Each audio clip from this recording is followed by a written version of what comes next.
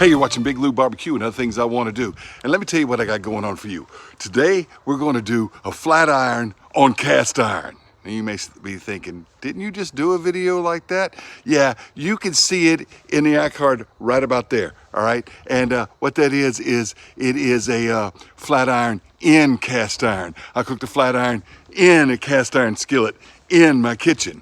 But now we are out in the yard and we're going to cook flat iron on cast iron on one of my favorite cast iron grills. I've got a lot of tabletop grills. 3 of them are cast iron, including the Lodge Sportsman's Grill. But I really like the Lodge Kickoff Grill. I got one as soon as they came out last year, and I really like it. It's easier to clean than the Sportsman's Grill, and it takes round pots. The Sportsman's Grill, I've got oval pots. I got the fish fryer and everything, and I've got a Chinese made one, oval pot, like the deep fish fryer type thing. It's an oval roaster that fits it, but you can fit just about any round Dutch oven on the Kickoff Grill. Another thing I like about the Kickoff Grill, it doesn't seem to flare up quite as much. I'm not saying it doesn't flare up, but just in my experience, it doesn't seem to flare up when you cook steaks and stuff quite as much as the Sportsman's Grill or my other Cajun Classic cast iron Hibachi type grill. I really like it. It's only 2 parts, easy to clean. Well, it's got 2 handles to it, so 4 parts, but you don't have to clean the handles, you know? And the handles fit other things too, like my Lodge Dutch oven, dual handle Dutch oven that I use in the kitchen. Sometimes I just use the handles in the kitchen to move that around. Anyway, I like the Kickoff Grill. No, it's not the Sportsman. The Sportsman's been kind of out of production, but it's supposed to be coming back into production here in 2022 pretty soon. I've noticed recently that they've got the parts for it on the Lodge website. They've got parts for it are back in stock. At least some of the parts are back in stock for the Sportsman's. But that's the biggest criticism I get from YouTubers and comments is when I cook on the Kickoff Grill is, it's not the Sportsman's. No, it's not the Sportsman's. It's different. That doesn't mean it's a bad grill. I really like cooking on my Lodge Kickoff Grill, and we're gonna cook a flat iron steak. All right, I've run my mouth for 2 minutes just about the grill, but you know, that's the cast iron that this flat iron's gonna be on, so we had to talk about it. Let's talk about the flat iron steak. If you didn't see my other video where I explained what a flat iron steak is, I like flat iron steaks because they're the exception to the rule. Yeah, I like the exception to the rule, you know?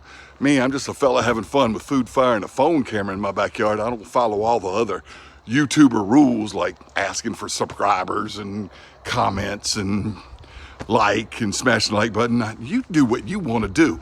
Most of you don't like my videos anyway, so I don't care if you don't smash the like button. I don't ask that because I'm an exception to the rule. And a flat iron steak's an exception to the rule. So you may be saying, what rule is that, Big Lou? That's the beef rule or the steak rule or the beef steak rule. It's real simple, you know. The more you pay, the less you chew. The less you pay, the more you chew. You know, and take a sirloin right there in the middle. It's right in the middle between a gravy steak, one that's you're going to pay a little for and chew a lot, and a grilling steak, you know, like a New York strip or a ribeye, you know. But the flat iron's kind of exception to the rule. It's a very economical price for a good grilling steak, a good tasting grilling steak, and a very tender steak. And it comes from the chuck, which is generally a tough cut of meat, but this particular muscle in it is not that tough.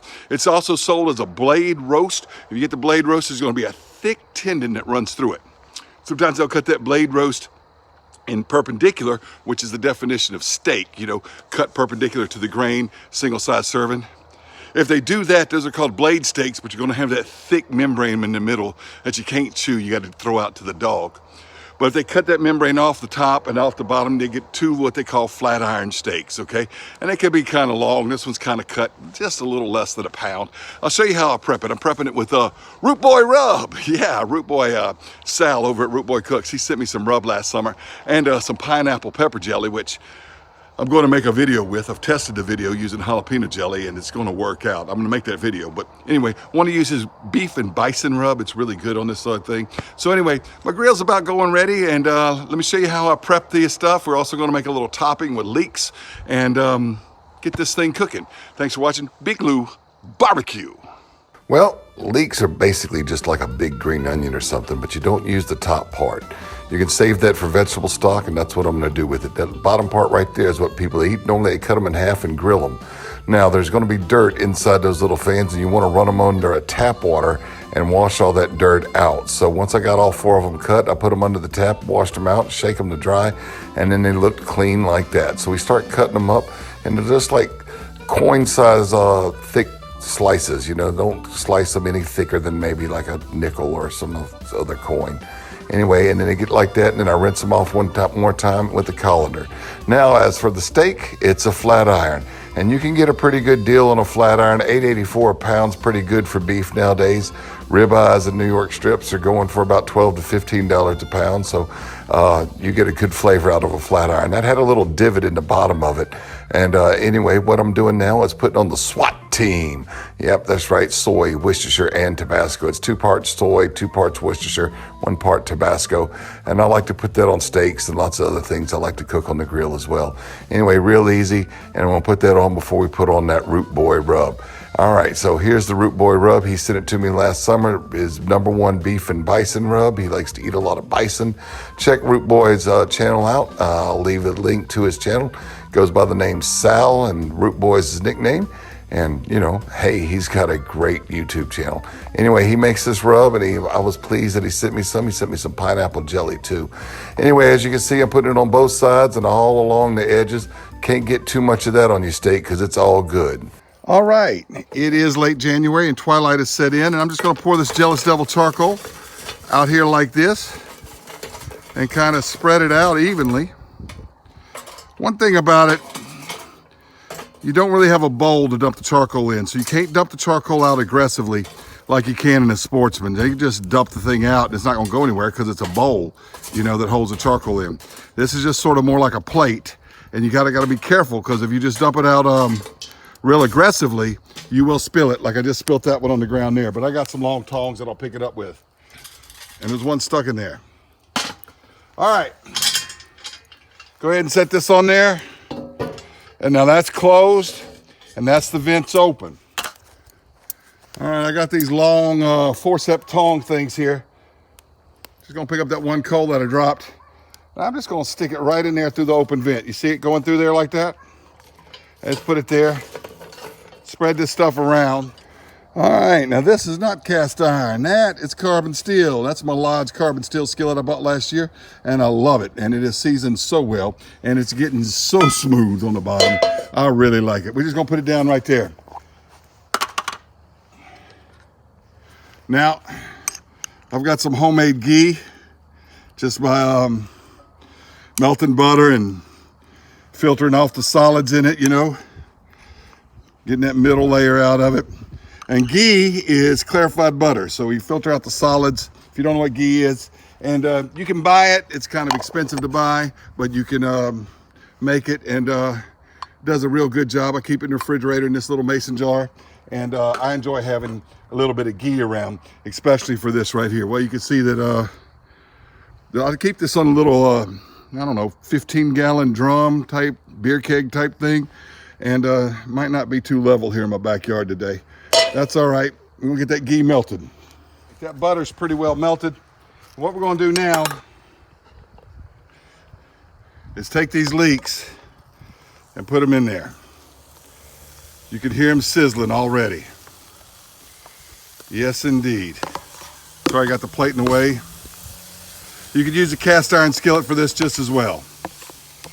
But I really like using this carbon steel skillet. It's lightweight compared to cast iron, and cooks pretty darn well. Doesn't hold the heat quite as well, but it heats up a little faster than cast iron, which makes it convenient for this, because I want these coals to stay hot when I cook my steak. So if I don't have a cast iron skillet sitting here using up my coal power, charcoal power, getting hot, and the carbon steel will get hot quicker, then we want that. So I want to get all these coated in that clarified butter, that ghee, and get them just sauteing down into a little sauce, all right? Now these are beginning to saute down and soften, but they got a little ways to go yet. But this grill is hot, and it hasn't taken too long to do this. But we want to kind of get them, you know, just like you're sauteing down green onions or white onions, you know. Leeks are kind of like a combination between the two, to be honest. They're really, really good. And you can grill them whole like I showed you in the first part, or you can kind of just saute them down like this. We're going to add some other ingredients to it here in just a moment. All right, in just a few minutes longer, these things are really starting to soften up. I'm add a little bit of flavor to them. This is some of that leftover SWAT team. I'm not going to add a lot, but just a little bit, okay? And we're going to add some root boy rub, the same stuff we put on the steak. And whenever I do this, I don't know if you have to, I use pretty much the same rub as seasoning for the leeks as I put on the steak. So whatever kind of rub I put on the steak is what I season the leeks with when I do this with leeks. All right, that's good enough. We're gonna have one more ingredient to add to it in a little bit, but let's go ahead and get this stirred up and get them cooking down. But right toward the end, we're gonna add one more ingredient. All right, as you see, they're kind of, they're getting good now. They are getting good. Of course, some of that browning's from the sauce, but they are browning up a little bit. And these are gonna be delicious. I wish you could smell them. They smell just absolutely wonderful. All right, so here I've got half a lime. I'm just gonna squeeze a little lime juice in there. All right, not even a whole lime, just a little lime juice. Stir that around just to give it a little bit of zing, a little bit of tang, you know. You could put like some pepper vinegar in here or something like that if you wanted to. And that's it. I'm pulling these leeks off, guys. And they're gonna be just so good served on top of the steak and or on the side of the steak, however you wanna do it. If you do this, you know. Let's go ahead and set these to the side. Right over here. Now, I did oil this grill before I started cooking on it, but I've got a little bit of grapeseed oil. Yeah, I know that's a little espresso type cup, but you know what, it's working. Now look at that, I'm putting oil on this grill and it smokes, but you can still see how it doesn't really flare a lot. You know, if I was to do that on my Sportsman, I'd have, you know, oil just flaring up a lot. That's just grapeseed oil right there, but I want to make sure I got this all oiled down. This is a Thermoworks silicone brush. I really like it. It does well, and even with high heat applications like this. I'll leave a link below if you want one. All right, now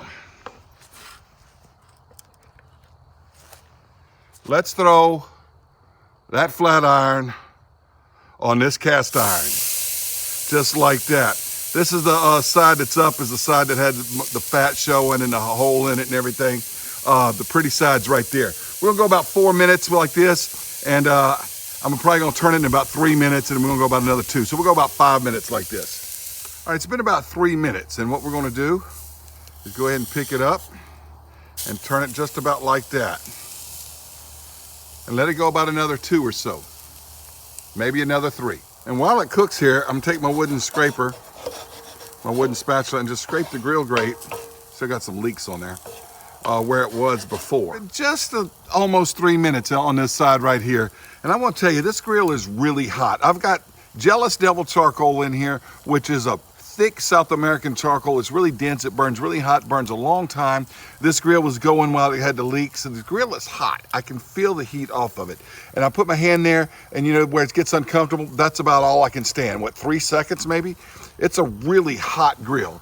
And yeah, see, that was uncomfortable. It's a hot grill, and I've got a steak on here, and it's not flaring up. It just doesn't flare up like the Sportsman's. And I love the Sportsman's, don't get me wrong, but this grill is really cool. It does flare at times. I've had it flare up with some stuff. Burgers I've had it flare up with, you know, but burgers don't flare up with everything. But it doesn't flare nearly as bad as my Sportsman's grill does. You can see I've got a hot steak on here, and it's not flaring up. All right, so I reckon it's about time to turn this over. And no, I didn't get pretty hash marks, but I got a good crust going on there. I'm gonna go about 3 minutes on this side and then turn it to about 2 minutes, and that'll be about it. We'll check the tip on it, all right? All right, it's hard for me to get grill marks with these thick things on there. You see I didn't get grill marks very well with that, but I try anyway. Got that. Turn it over here. Let it go another 2 or 3 minutes like that, and we'll test it. You know what, I'm gonna put it right here in the center, why not? And it's getting about ready. Guys, you can see, I can walk away from this steak, bring things inside the house and outside this house, and I'm not worried about this grill flaring up. I'm not saying it doesn't flare up. I'm saying it doesn't flare up nearly as bad as my Sportsman's Grill or my Cajun Classic cast iron hibachis. It just doesn't flare up bad. I don't know if you can see that, but it's saying 135, 136. And that's about the center of the steak. I moved it, but that's too hot. I went too far deep. Right about there. So that's about where I want to pull this steak off at. All right, it says 129, 132. So that's about where I want it to be, because I want a medium rare right in the middle, you know, right in the thermal center of it is where you want. The lowest reading you get is where it's at. So that's about where it is, 137. So I better pull it off of here before it cooks too much. That's what the bottom looks like, okay? It's hard for me to get grill marks, but look, guys, I cooked this whole flat iron steak. I didn't have any flare-ups. I just don't. All right, now I'm gonna scrape the crust off of here. The steak's gonna rest inside for 5 or 10 minutes before we cut into it. And what I'm gonna do while it rests is I'm gonna stick these leeks right back on there. All right, and let them begin to heat up a little bit more because they cooled off while I was cooking the steak. And then I'm gonna walk back outside and pick these up, because I'm telling you what, I trust this Kickoff Grill not to flare. Plus, I don't have any meat dripping on it right now. Alrighty, this flat iron that we cooked on cast iron has had plenty of time to rest.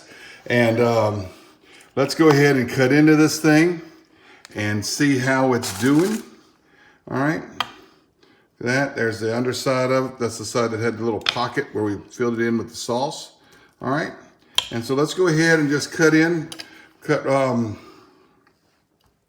See the grains are running. Seems like the grains are running that way. All right, so we're gonna go ahead and just cut through it like that. That's medium rare. Look at that. Yeah, I like it like that, just like that. That's good for me. I don't like rare anymore, but I like medium and medium rare. All right, so there we go. That's the way I want my steak. All right, so I'm gonna cut this little strip and do a taste test of that Root Boy rub. And then, oh yeah. Compared to the way I did that last one, it was too rare for me. That one is gonna be perfect, medium rare. All right, at least that's what I call medium rare. That's the way I like a steak. All right, you cook yours as long as you wanna cook it. All right, let's taste test that a little bit. I'm gonna eat it with my fingers, y'all. But let me show you how I'm gonna serve this piece right here, okay? Take that piece right there. And I got a side dish over here that I made while I waited on it. And I'm just gonna top it with that. Oh, yeah. That's gonna be a good steak, y'all. Good steak. All right, let's do a taste test. And Root Boy, thank you for the rub, buddy. Thank you for the rub. All right, now this is not as rare as that last one was that I did in the cast iron. I usually do a little bit more medium than this, but this is about the way I really like a steak.